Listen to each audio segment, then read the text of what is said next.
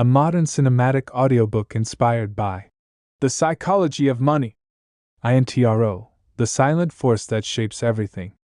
Close your eyes for a moment and think about the last time money made you feel something. Maybe it was relief. Maybe it was fear. Maybe it was a quiet anger you couldn't explain. Here's what most people never realize: money isn't just numbers in a bank account. It's not spreadsheets or investment portfolios or retirement plans. Money is emotion. It's identity. It's the invisible thread connecting your past, your present, and the person you're becoming. I want to tell you a story. There's a janitor who worked at a gas station his entire life. He wore the same jacket for 20 years. He drove a beat-up car. When he died, people expected nothing. But this janitor left behind $8 million. $8 million. Not from luck. Not from inheritance. From something far more powerful: understanding how money actually works in the human heart. And then there's the Harvard graduate. Brilliant mind. Six-figure salary by 30. By 40, he had lost everything. Bankruptcy. Broken relationships. A life that looked perfect on paper but crumbled in reality. What separated these two people wasn't intelligence. It wasn't opportunity. It was something deeper. Something that schools never teach. Something that most financial advisors completely miss. Over the next hour, we're going to explore the hidden psychology behind money. Not tips and tricks. Not get-rich-quick schemes. But the fundamental truths about how humans actually behave when wealth, fear, and identity collide. This isn't just about becoming rich. It's about becoming free. Let's begin. Section 1. The stories we inherit. You didn't choose your first money lesson. It chose you. Picture a child watching their parents argue in the kitchen. The words are sharp. The tension is thick. And at the center of it all, a stack of unpaid bills on the table. That child doesn't understand interest rates or budgeting. But their nervous system is recording everything. Fear. Shame. The belief that money equals survival. Fast forward 20 years. That child is now an adult, and they're terrified to check their bank account. They don't know why. They just feel it. Here's the truth: your relationship with money was written long before you earned your first paycheck. It was written in the household you grew up in the decade you were born, in the economy your parents survived. Someone who grew up during a depression sees risk differently than someone who grew up during a boom. It's not right or wrong. It's just their reality. Most financial advice ignores this. It treats everyone like they should think the same way, act the same way, want the same things. But your money story is as unique as your fingerprint. And until you understand your story, you'll keep making the same mistakes. You'll wonder why you overspend when you're stressed. Why you hoard when you don't need to. Why wealth feels uncomfortable even when you've earned it. Your past isn't a prison. But you have to see the walls before you can walk through them. Let's move deeper. Section 2. The invisible finish line. There's a game most people play without realizing it. It's called enough. But here's the problem: nobody knows where the finish line is. Imagine a man who works 80-hour weeks to afford a bigger house. He gets the house. Then he wants a better car. He gets the car. Then he looks at his neighbor's vacation photos and feels behind. The goal keeps moving. The finish line keeps disappearing into the fog. This isn't greed. This is human nature colliding with a world designed to make you feel insufficient. Psychologists call this the hedonic treadmill. You achieve something, feel a burst of happiness, then return to baseline. So you chase the next thing. And the next. And the cycle never stops. Here's what changes everything: deciding what enough means for you. Not for your parents. Not for social media. For you. What if enough was a peaceful morning with coffee and no alarm? What if enough was time with your kids before they grow up? What if enough was the freedom to say no to things that drain your soul? The wealthiest person isn't the one with the most. It's the one who needs the least to feel whole. This isn't about lowering your standards. It's about raising your awareness. Because the moment you define your own finish line, you stop running someone else's race. And that's when real wealth begins. Section 3: The Compound Miracle. Let me tell you about the most powerful force in the universe. It's not ambition. It's not genius. It's time. Imagine two people. Sarah starts investing at 25. She puts away $200 a month. By 35, she stops. She never invests another dollar. Just lets it sit. Then there's Mike. He waits until 35 to start. He invests $400 every month for the next 30 years. Twice as much as Sarah. For 3 times as long. Guess who ends up with more money? Sarah. By a landslide. This defies logic. It frustrates the ambitious mind. But it reveals something profound. Consistency over time beats intensity every single time. Your brain doesn't naturally understand exponential growth. You see small numbers and think they don't matter. 1% better today? What's the point? But here's the magic. 1% compounded daily doesn't just add up. It multiplies. It explodes. It transforms the invisible into the inevitable. This applies to everything. Your health. Your relationships. Your skills. The small decisions you make today are quietly building the life you'll live in 20 years. Most people overestimate what they can do in 1 year and underestimate what they can do in 10. The secret isn't working harder. It's starting earlier. It's staying longer. It's trusting the process when nothing seems to be happening. Because the miracle isn't loud. It's quiet. Patient. Relentless. And it's available to anyone willing to wait. Section 4: The survival instinct that sabotages you. Your brain is trying to protect you. But it's using ancient software in a modern world. 10,000 years ago, your ancestors faced life or death decisions daily. A rustling bush could be food or a predator. Hesitation meant death. So evolution wired your brain for one thing: survival. Fast forward to today. You're checking your investment account, and the market drops 10%. Your heart races. Your palms sweat. The same neurochemicals that helped your ancestors escape lions are now screaming at you to sell everything and run. This is why smart people make terrible financial decisions. It's not stupidity. It's biology. When you see your money shrinking, your amygdala, the fear center of your brain, hijacks rational thinking. You feel physical pain.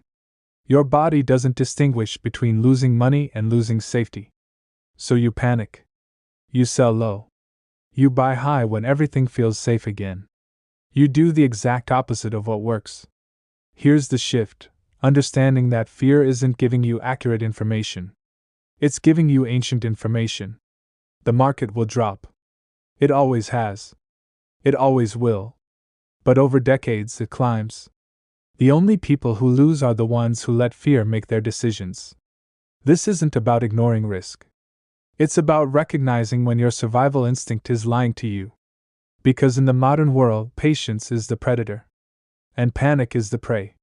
Section 5: The Fragile Empire.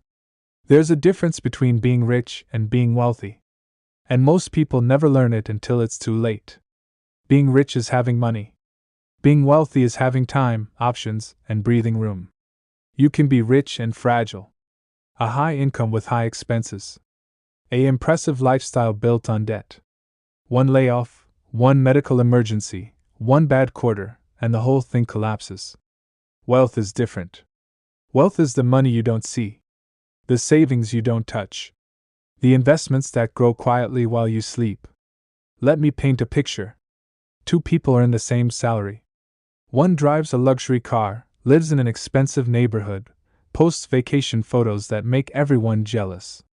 The other drives a modest car, lives below their means, and nobody notices. 10 years later, the first person is stressed, overleveraged, and trapped. The second person has options. Freedom. The ability to walk away from things that don't serve them. This is the paradox. True wealth is invisible. The millionaire next door doesn't look like a millionaire. And the person who looks like a millionaire is often drowning in payments. Psychologically, this is brutal. Because humans are wired to signal status. We want people to know we're doing well. But every dollar spent on signaling is a dollar that can't compound into freedom. The question isn't, can I afford this? The question is, what am I giving up by buying this?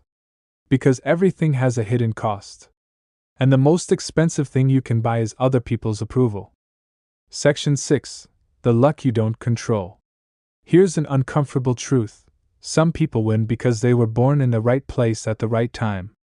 And some people lose despite doing everything right. This isn't fair. It's just reality. You can work hard, make smart decisions, and still get unlucky. A recession hits. A company goes under. A health crisis wipes out savings.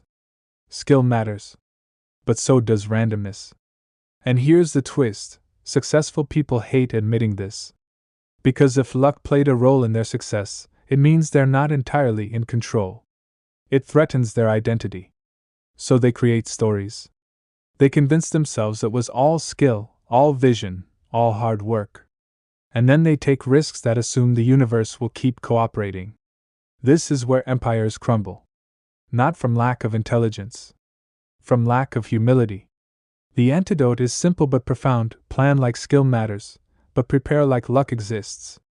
Have a margin of safety. Expect things to go wrong. Build buffers. Don't optimize so tightly that one bad break destroys everything. Psychologically, this is about holding two truths at once. You are capable. You can influence outcomes. But you are also small in a big, unpredictable world. The people who thrive long-term aren't the ones who never fail. They're the ones who survive their failures and keep playing the game. Because luck is a wheel. Sometimes it lifts you. Sometimes it crushes you. But only the ones still standing when it turns again get to win. Section 7. The room that changes everything. Imagine walking into a room where everyone is a genius. Everyone is accomplished. Everyone seems to have it all figured out. How do you feel? Inspired? Or inadequate? This is the power of environment. It shapes your behavior more than your willpower ever could. If you're surrounded by people who overspend, you'll overspend. If you're surrounded by people who invest, you'll invest. Not because you're weak. Because you're human. Behavioral psychology shows that context is king. Your decisions are largely determined by what feels normal in your immediate environment. This is why someone can move from a modest hometown to a wealthy city and suddenly feel poor. The income didn't change. The comparison did. Here's the shift: you can design your environment. You can choose the rooms you walk into, the voices you listen to, the standards you're surrounded by. Want to save more? Surround yourself with savers. Want to build wealth? Study the habits of the wealthy, not their possessions. This isn't about faking it or pretending. It's about recognizing that your environment is either pulling you toward your goals or away from them. Most people try to fight their environment with motivation. But motivation is a feeling. And feelings fade. Environment is architecture. It doesn't require you to feel inspired. It just requires you to show up. Build the right room, and the right behaviors become effortless. Section 8. The price of admission. Everything worth having has a cost. But the cost isn't always on the price tag.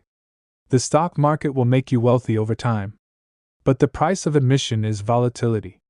Watching your portfolio drop 30% and not panicking. That's the cost. Most people see the downturns and think the system is broken. They think they're being cheated. But they're not. They're just being charged the entrance fee. Here's the reframe: volatility isn't a fine for doing something wrong. It's a fee for the opportunity to grow. If investing was easy, everyone would be rich. The difficulty is what creates the returns. The discomfort is what separates those who win from those who quit. This applies everywhere. Want a meaningful career? The cost is uncertainty. Want deep relationships? The cost is vulnerability. Want freedom? The cost is discipline. Psychologically, we hate this. We want results without discomfort. Gains without risk. Growth without pain. But the universe doesn't work that way. Every reward has a price. And the people who succeed are simply the ones willing to pay it. The key is deciding which prices you're willing to pay. Not every goal is worth its cost. But the ones that are? Those are worth everything. Stop looking for shortcuts. Start paying your fees. Willingly. Consistently. Knowing that the cost is proof you're in the game. And the game is where all the magic happens. Section 9. The Identity Trap. Who are you when no one is watching? This question reveals everything. Because identity drives behavior more than logic ever will. You don't save money because it's smart. You save money because you see yourself as someone who saves. You don't invest for the future because it's rational. You invest because you've decided you're the kind of person who builds wealth. This is the deepest level of change. Not tips. Not strategies. But identity. Most people try to change their actions without changing their beliefs. They set goals without shifting who they think they are. And then they wonder why nothing sticks. Here's the truth. You will always act in alignment with your identity. If you see yourself as someone who's bad with money, you'll find ways to prove it. If you see yourself as someone who's building a legacy, you'll find ways to prove that too. This isn't motivational fluff. This is neuroscience. Your brain is a pattern-seeking machine. It looks for evidence that confirms your self-image. So the question isn't, what should I do? It's, who do I need to become? Do you need to become someone who values time over possessions? Someone who prioritizes freedom over status? Someone who thinks in decades instead of days? The moment you shift your identity, your behavior follows. Effortlessly. Naturally. Because you're no longer fighting yourself. You're becoming yourself. Section 10. The Two-Sided Coin. Optimism and pessimism aren't opposites. They're partners. The healthiest relationship with money requires both. Optimism to invest. Pessimism to protect. Think of a farmer. In the spring, they plant seeds with optimism. They believe the crops will grow. But they also prepare for drought. They save water. They diversify their fields. They don't assume everything will go perfectly. This is wisdom. Not blind faith. Not paralyzing fear. But a balanced tension between hope and caution. Most people swing too far in one direction. The optimists take wild risks and get crushed when reality bites. The pessimists hoard everything and miss opportunities. But the people who thrive? They hold both. They believe the future will be better, so they invest. But they also know the future is uncertain, so they prepare. Psychologically, this is hard. Because your brain wants certainty. It wants to know if things will work out or not. But certainty is a lie. The future is probabilistic. Some things will go right. Some things will go wrong. Your job isn't to predict which is which. Your job is to be ready for both. Have enough optimism to participate. Have enough pessimism to survive. Because the ones who make it aren't the ones who never fall. They're the ones who fall and get back up. Again. And again. And again. Section 11. The Seduction of Complexity. Simple is boring. Complex feels intelligent. This is why people lose money. Imagine two investment strategies. Strategy A. Buy low-cost index funds. Hold for 30 years. Do nothing. Strategy B. Analyze charts. Time the market. Trade frequently. Feel like a genius. Which one makes you feel smarter? Strategy B. Which one actually makes you wealthier? Strategy A. Buy a mile. Complexity is seductive because it makes you feel in control. It makes you feel like you're doing something.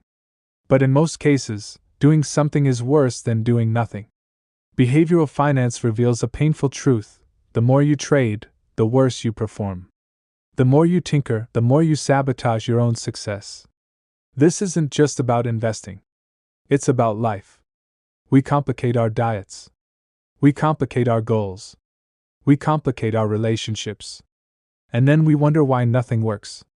Here's the shift: sophistication isn't complexity. Sophistication is simplicity executed with discipline.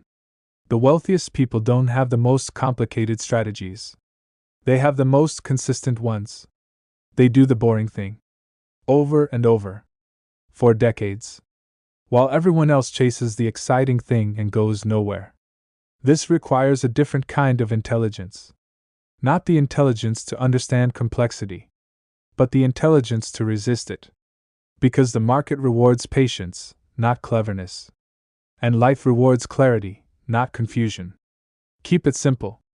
Keep it consistent. Keep it going. That's the formula. Section 12. The power of the unseen. What you don't buy is just as important as what you do. Every purchase is a vote. A vote for the life you're building. Or a vote against it. When you skip the unnecessary expense, you're not depriving yourself. You're investing in future freedom. You're casting a vote for the person you're becoming. But our brains don't work this way. You can't see what you didn't buy. You can't feel the compound interest on money you didn't spend. So it feels like nothing. This is the psychological trap. Spending gives you instant feedback. A new gadget. A nice meal. A dopamine hit. But saving? Saving is invisible. Delayed. Abstract. Yet over time, the invisible becomes everything. Think of it like this: every dollar you save is a soldier in your army of freedom. You can't see them. But they're working for you. Silently.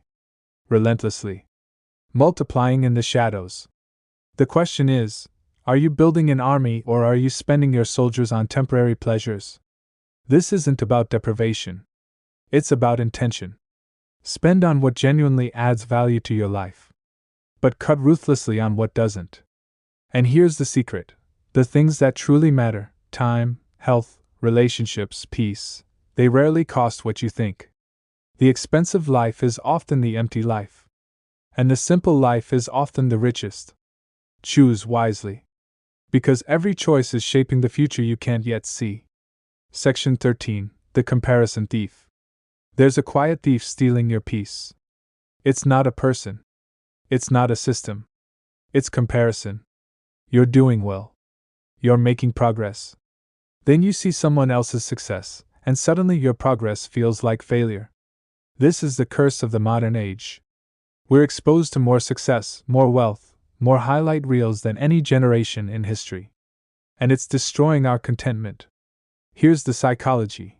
Your brain doesn't measure wealth in absolute terms. It measures in relative terms. You don't feel rich or poor based on what you have. You feel rich or poor based on what others have. This is why a millionaire can feel poor in a neighborhood of billionaires. And why someone with little can feel abundant when surrounded by gratitude. The comparison trap has no bottom. There's always someone richer. Always someone more successful. Always someone whose life looks better from the outside. But here's what you're not seeing: their struggles. Their loneliness. Their hidden costs. You're comparing your behind the scenes to their highlight reel. The antidote is radical: compete with no one but your past self. Are you better than you were last year? Are you building the life that matters to you? Are you free or are you performing? Because the moment you define success on your own terms, the comparison game loses all power. You're not behind. You're not ahead. You're exactly where you need to be on your own unique path. And that path is sacred. Section 14. The Margin of Safety. Imagine crossing a bridge. It's rated to hold 10,000 pounds. How much weight would you put on it? 10,000? 9,000? If you're wise, you'd use 5,000. Maybe less. This is the margin of safety. And it's the difference between those who survive and those who collapse. In life, in money, in relationships, the unexpected will happen. The job will be lost. The expense will appear. The plan will fail. The question isn't if. It's when. And will you still be standing? Most people optimize for the best case scenario. They stretch their budgets to the limit. They assume everything will go right. And when it doesn't, they're devastated. But the people who thrive long term? They plan for the worst and hope for the best. They keep cash reserves. They avoid debt. They don't spend every dollar they make. Not because they're pessimistic. Because they're realistic. Psychologically, This creates something invaluable: peace. When you have a margin of safety, you sleep better. You make better decisions. You don't panic when the storm comes. Because the storm always comes. But it only destroys those who built their houses on the edge of the cliff. Build your house in the valley. Leave space for error. Embrace the buffer. It might feel inefficient. It might feel overly cautious. But when the earthquake hits, you'll still be here. And being here is the only way to win. Section 15. The long game. Patience is not a virtue. It's a superpower. In a world optimized for speed, the ability to wait is a rare and unfair advantage. Think about bamboo. You plant the seed. You water it. You care for it. For 5 years, nothing happens. No growth above the ground. Just silence. Then, in year 6, it shoots up 90 feet in 6 weeks. This is compound growth. This is the long game. And this is what separates legends from everyone else. Most people quit in year 2. They don't see results, so they assume it's not working. They chase the next shiny thing. The next quick fix. The next shortcut. But the people who win? They're still watering the bamboo. They understand that meaningful results don't show up on your timeline. They show up on reality's timeline. And reality moves slowly. Then all at once. Your brain fights this. It wants immediate feedback. It wants to know if this is working. But the most important things in life don't give you that feedback. Building wealth? Silent for years. Then explosive. Building a skill? Frustrating for months. Then effortless. Building a relationship? Uncertain at first. Then unshakable. The long game requires faith. Not in outcomes, but in the process. Trust that the small actions compound. Trust that the invisible is becoming inevitable. Trust that your patience is the price of admission to a life most people will never experience. Because the long game isn't crowded. Most people quit too early. Which means if you stay, you've already won. Section 16. The Freedom Formula. What is wealth for? Most people never ask this. They chase money without knowing why. They reach the top of the ladder and realize it's leaning against the wrong wall. Here's the truth: money's highest purpose is freedom. Not the freedom to buy more. The freedom to say no. The freedom to choose how you spend your time. The freedom to walk away from things that drain your soul. This is the formula: wealth equals options. When you have wealth, you can take the job that pays less but fulfills you more. You can leave the toxic relationship without financial fear. You can spend Tuesday afternoon with your kids because you don't need permission. But most people invert this.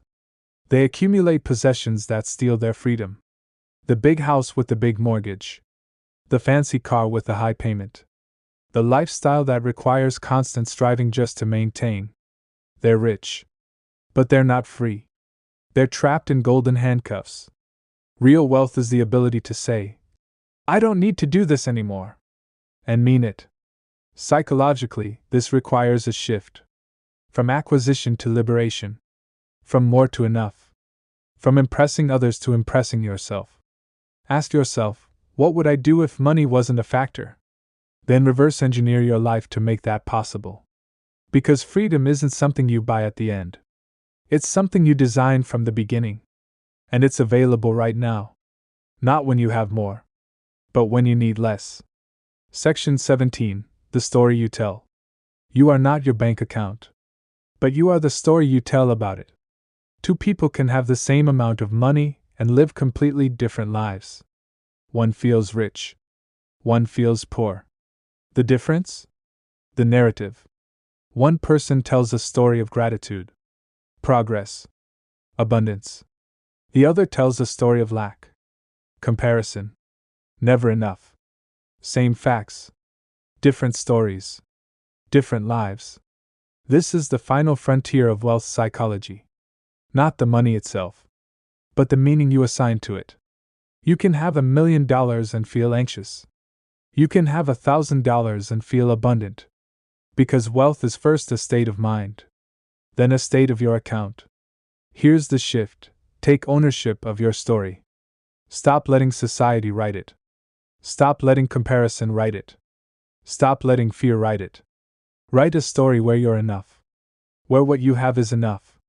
Where the journey is the point, not just the destination. This doesn't mean lowering your ambitions. It means raising your awareness. It means recognizing that the story you tell yourself shapes the life you live. You are the narrator, the author, the main character. And you get to decide, is this a tragedy or a triumph? Is this scarcity or abundance? Is this fear or freedom? The money doesn't change, but everything else does. So tell a better story. One that honors where you've been. One that celebrates where you are. One that trusts where you're going. Because the story is the wealth. Section 18. The Quiet Revolution. There's a revolution happening. But it's not loud. It's not on the news. It's happening in the quiet decisions of people like you. People who choose time over status. People who value peace over possessions. People who build wealth not to impress but to be free. This is the new paradigm. And it's rewriting the rules. The old model said, work yourself to exhaustion, climb the ladder by the symbols, prove your worth. The new model says, design a life that doesn't need escaping. Build wealth that serves you. Prioritize what actually matters.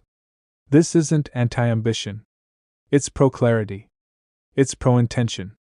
It's pro-you. And it starts with a single decision. The decision to stop playing other people's games. To stop optimizing for applause. To stop sacrificing your life for a lifestyle. You have one life. One collection of days. And they're passing. Quickly. Quietly. Relentlessly. The question isn't, how much can I accumulate? The question is, how do I want to feel when I look back? Do you want to feel like you chased? Or like you lived? Do you want to feel like you performed? Or like you were present? Do you want to feel rich? Or do you want to feel free? The answers are personal. But the invitation is universal. Rewrite the rules. Design your own definition of wealth. Build the life that whispers, this is enough. This is good. This is mine. Because in the end, money is just a tool. And the people who master it aren't the ones who have the most.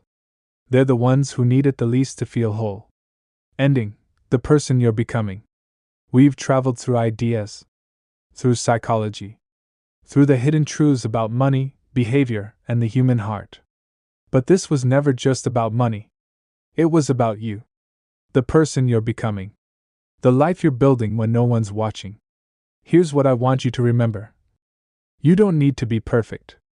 You don't need to have it all figured out. You just need to start. To choose. To build, one decision at a time, a life that feels like freedom. The janitor with $8 million didn't have a secret formula. He had patience. Consistency. A quiet belief that time was on his side.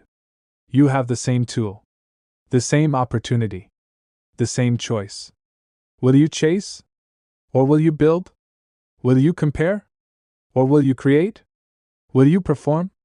Or will you be present? The world will keep spinning. The noise will keep shouting. But somewhere, in the quiet, there's a version of you that's already free. That version is patient. Intentional. At peace. And they're waiting for you to become them. So start today. Not with everything. Just with one thing. One choice. One shift. Because the life you want isn't on the other side of more money. It's on the other side of better decisions. And those decisions start now. Thank you for listening. Thank you for being here. Thank you for choosing the path less traveled. Now go. Build. Become. The rest is already inside you.